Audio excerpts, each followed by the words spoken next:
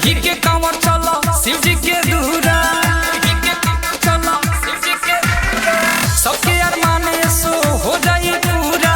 लेही के कांवर चलो शिव जी के दूरा, चलो शिव जी के दूरा। उमे सफरे में सुनो साजन संवरिया, उमे सफरे में सुनो साजन संवरिया। बम बम बम भोला मोतिहारी वाला दिल से, बम बम बम भोला मोतिहारी वाला दिल से। अपना गीत रिकॉर्डिंग स्टूडियो घोड़ा सहन अहमदनगर।